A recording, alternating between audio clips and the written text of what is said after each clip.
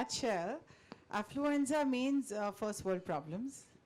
And it is vastly believed that the privileged class really doesn't have real problems, but to them they're real. So emptiness, feeling disenchanted with life, pursuing money to get happier with it, all that is part of the world of affluenza, which I think we're all quite familiar with, either directly or through association. God, this was the easy question. Oh, there are tougher ones. Firstly, congratulations, Shunali, and this is truly an honor for me to kind of, introduce your book and launch your book. I absolutely was grabbed by the title when I first read it. I just thought I had to read it. It had me written all over that cover for some reason. When you talk about my films and affluenza, well, that's been a criticism that I've, combated all my entire career, because everyone says, that he makes films about first world problems, and, like the fact that Ranbir Kapoor has a private plane, his heart shouldn't be broken at all. So apparently, if you're wealthy, you're not allowed to have any pain. I have, because I was raised in a certain atmosphere, and there was also an aspiration that was attached to my way of thinking. So I always thought cinema was meant to be larger than life and, create set pieces or create characters that were aspirational. Somewhere down the line, of course, cinema syntax changed, and I have to kind of adapt to that to make sure that our characters are more rooted and more real, and they don't seem so flighty like many of my characters have. So I've been accused of affluenza, but having said that, I'm proud of just the fact that I won't what do I say? I won't apologize for the films having made, but I think I may have to tweak the levels of affluenza in the future. Oh, that was a compliment. Okay, yes. Okay. Sorry, I totally missed that. I'm not used to being complimented, so my guards are always up a little bit.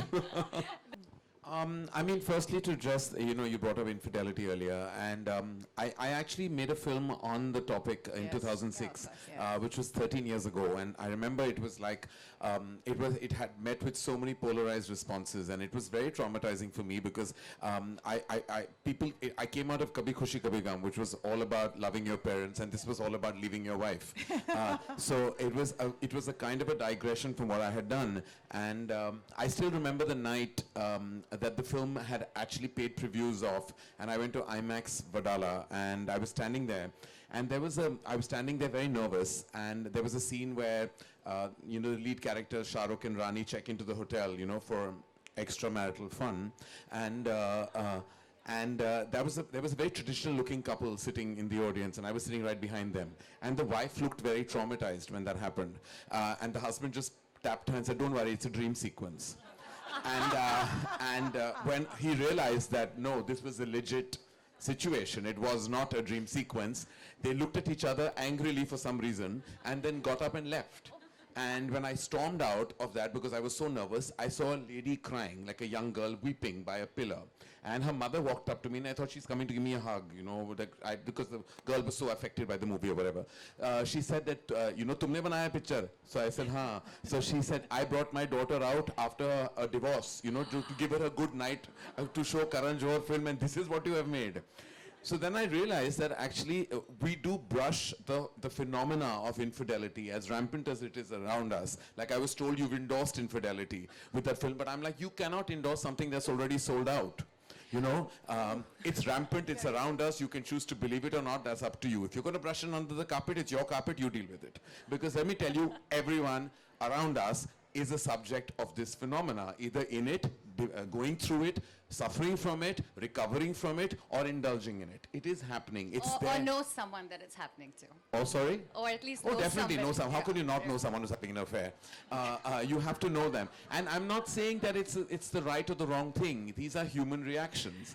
These are human emotions, and they are out there.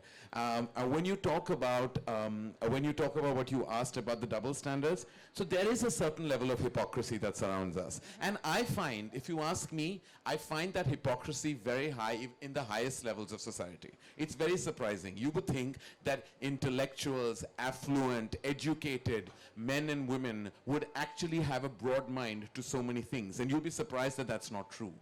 Sometimes I wonder what they do with their degrees and what they do with all their achievements and what they do with their international achievements when they cannot accept simple facts that sometimes love doesn't come with an age, love doesn't come with a sex, love doesn't come with any criteria but love. love, and you've got to accept it for what it is. And I just believe that we are sometimes the affluenza and the affluent society can be much more hypocritical than people of lesser income in our land and our country. Yeah, well said, I think. Very well said.